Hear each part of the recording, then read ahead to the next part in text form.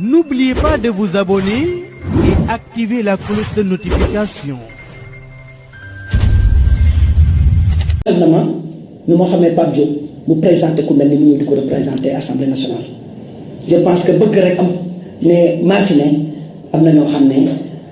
seen sonk lañ sax waru waxal askan. beneen bi topp mooy li mu wax li lay wan ne du dëkk mooy dafa ne président bi jàppalewul Issa Sall fen bu njëkk bi foofu la commencé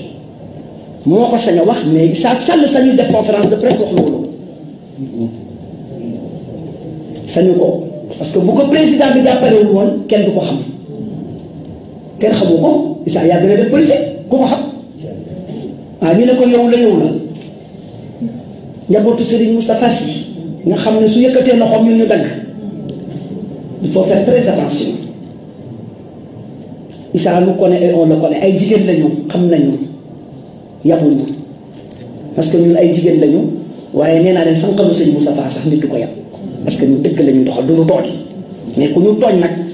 dinañ ko defante ak yow moom nag dafa foog ne wax ji dafa jeex parce que li mu wax gisul gravité bi. sànq lañu Serigne Moustapha sax kenn mënu koo jënd man j'habite avec le président de la République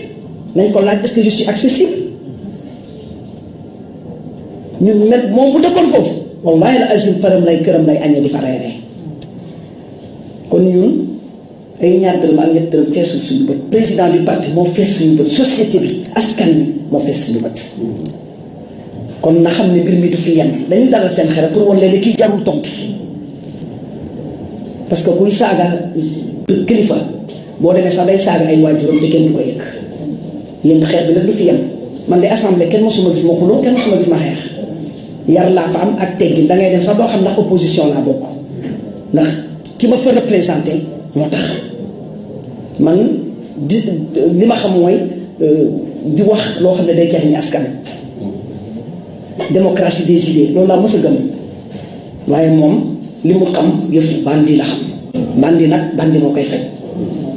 dinañ ko wan ne ko duñu moromam président bi moom waxuñu sax waxam ndax moom yëngalu ko sax mais dinañ ko wan ne ko duñu moromam dañ leen di rek artu wan leen kii jarul dara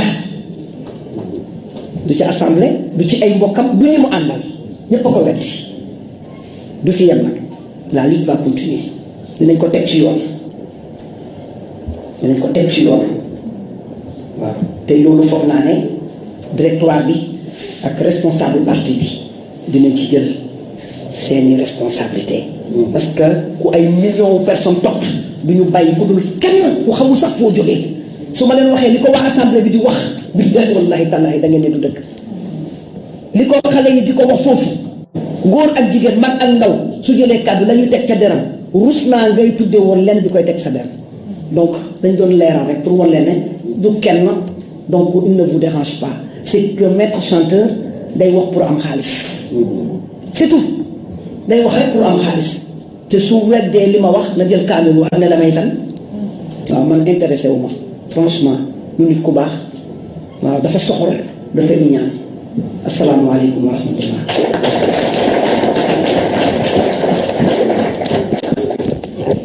ñi gën a tànn kàddu yi honorable député wax dafa am benn homme politique français bu waxoon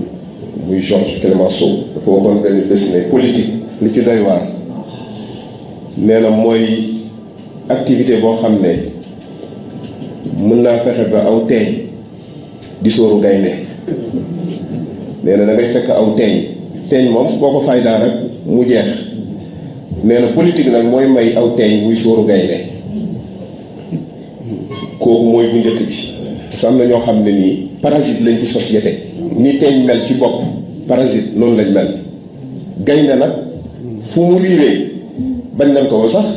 mooy pincez tous les koras frappez les balafons le lion rouge a rugi mooy suñ bàkk kon ñi tolloowuñu dafa fekk nag wolof dafa ne saay-saay waxul dëgg waaye yàq na xel fa yow man àgg voilà moo tax rek waaye jarul woon tontu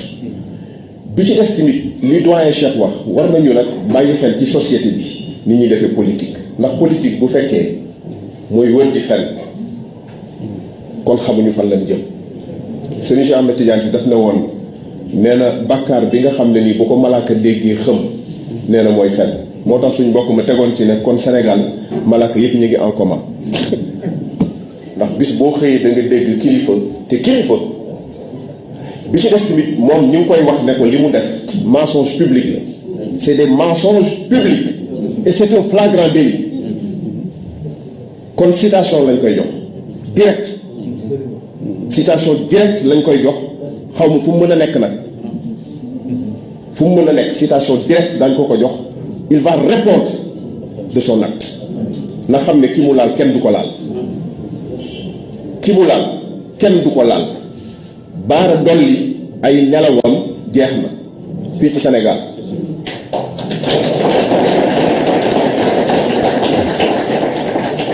il faut que ça soit clair et c'est un signal que nous donnons à Bara Dolly et aux autres. Il faut que ça cesse. Attaques yi dafa doy contre-vérité yi dafa doy diffamation yi dafa doy complot yi dafa doy manigance yi dafa doy ça ne passera pas. Donc c'est au nom du directoire que nous vous adressons ces mots. C'est au nom des mouvements ba ca jiitu muy mouvement des femmes nga xam ne sa présidente soxna Ndeye Coumba mi ngi nii toog kenn ëpp ko engagement. C'est au nom de la jeunesse pure bi suñ mbokk Habib Ndiaye jiite. C'est au nom de tous les responsables du parti comme un seul homme ñu ngi wax ne bouclier lañu un bouclier solide et impénétrable autour du président du parti. Loolu dañoo bëggoon mu leer. Pur ni muy defee politique bokkul ak ñeneen ñi ñuy defee politique. Ni président Pur wuuteeg ñeneen président parti yi noonu la doxalinu Pur ci politique wuuteeg yeneen parti yi. Il faut que loolu mu leer. Valeur moo leen ñor askan wee leen ñor dëgg moo leen ñor. Je pense que loolu war na leer parce que kuy wax naan am na yoo xam ne sax revenir ci vraiment amul sens. ñun daal li ñu bëggoon a wax mooy lii kaddu yi na ko ñëpp yóbbaale xam ne Pur du beneen parti sëñ Moustapha du beneen président. Il faut que ça soit clair kon doyen chef su fekkee am na loo ci tegaat pour conclure ñu jox la mais on tenait vraiment à dire ces mots-là de la manière la plus ferme et la plus catégorique pour que nul n'en ignore. Je vous remercie de votre aimable attention.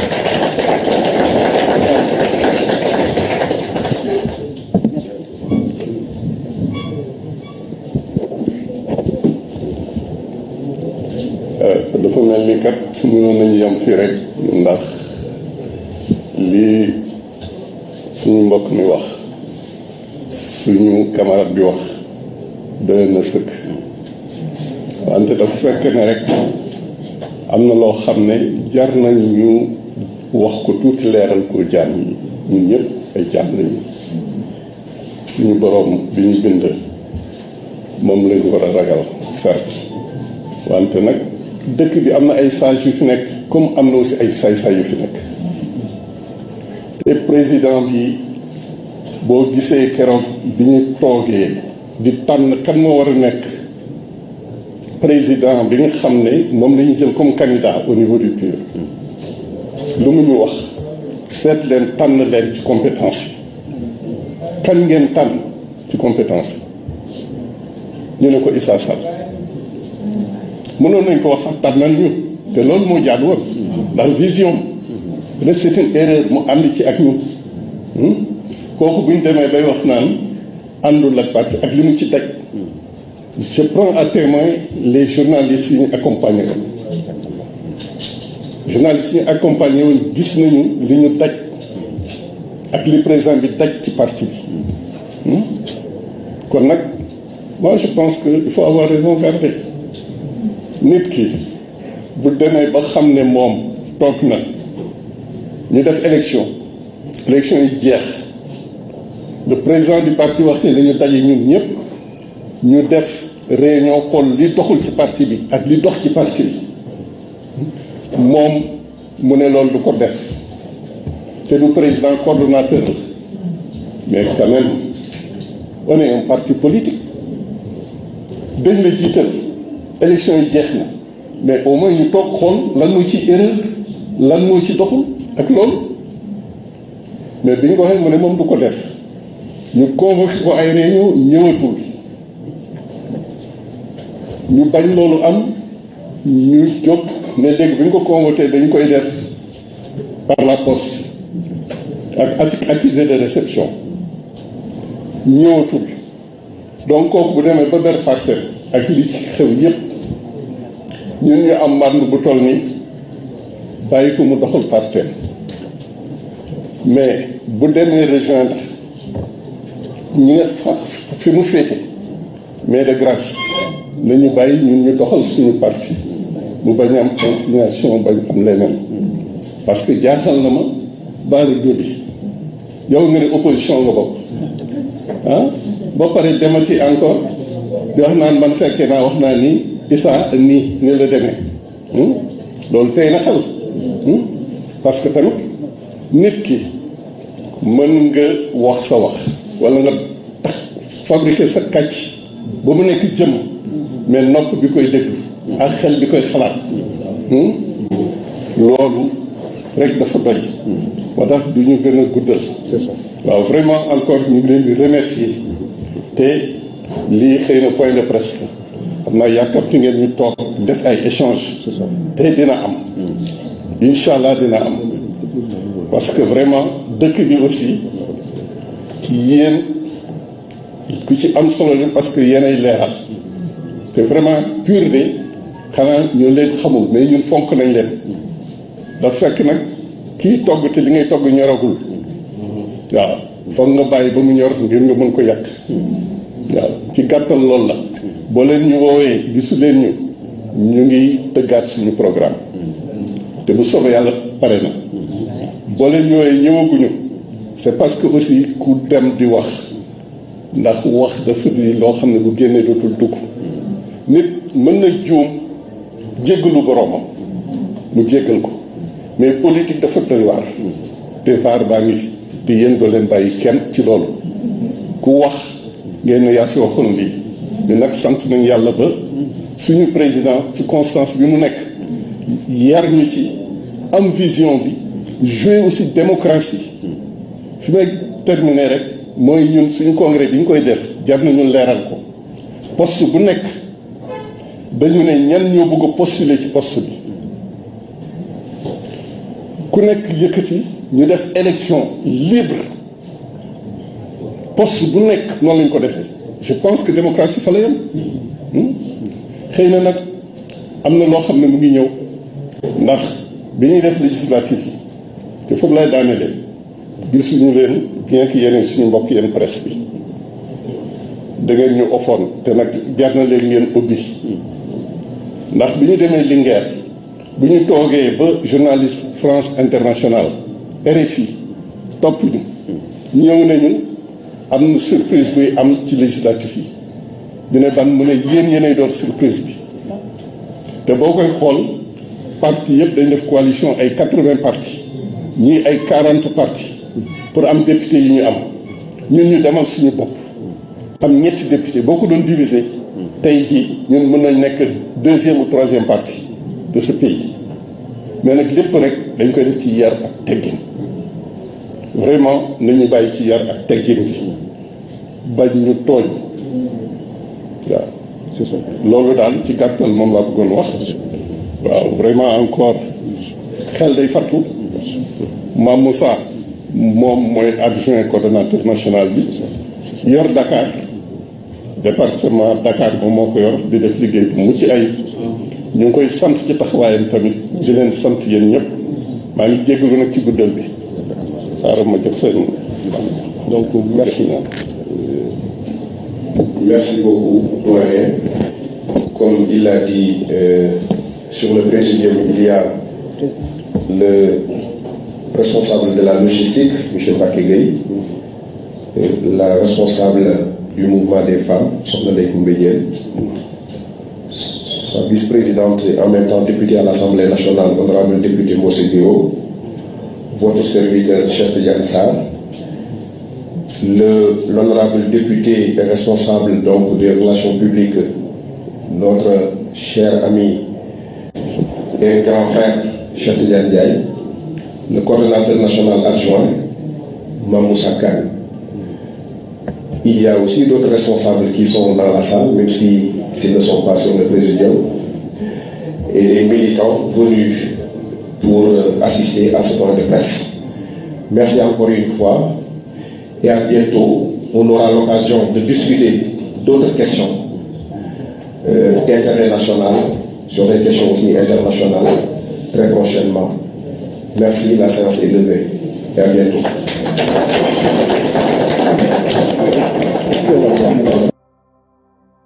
àdduna baaxoo coow waaye ku wet xam ka la mën bu ngeen ko xamul it dégg ngeen ko kooku mooy Serigne Alaaji Mballo borom Casamance borom Gambia people di ab tradipraticien waaw fajkatu cosaan ak aada ku yàlla may loolu ci wàllum pajum cosaan ak aada kooku mooy Serigne Alaaji Mballo dana faj lu ca mel ni hémorroïde góor gu tële jigéen di bëgg a am borom kër wala góor gi bëgg a am soxna yow mi ut mbooloo te bëgg bayre bu saf lool saf sap yow mi bëgg bayre njaay baloo jaay du taxawaalu yow mi def examen te bëgg cee admis ci yow mi bëgg a tukki bitim réew say kay tage tembe kenn rek mooma ca doy kooku mooy Serigne Alaaji Mballo borom Casamance jigéen ji taw a am doom mooma ca doy kooku mooy ku yàlla may ba àdduna yëpp daal di ko koy seedeel bu ngeen nekkee Sénégal mën ngeen ko woo ci 77 560 96 46 bu dee ca Gambie mën ngeen ko woo ci 00 220 73 91 603 nga daal di jokkoo ak Serigne Alaaji Mballo ka yàlla may loolu ci wàllum pajum cosaan ak aada kii daal du ca kenn te kenn du ca moom Sénégal yëpp daal di nañu booloo daal di koy nangul la ko yàlla may kii xalimaam du laal suuf duggal rek génn sa aajo daal di faju ak Serigne Alaaji Mballo rek lu waay bëgg lu ne da nga koy am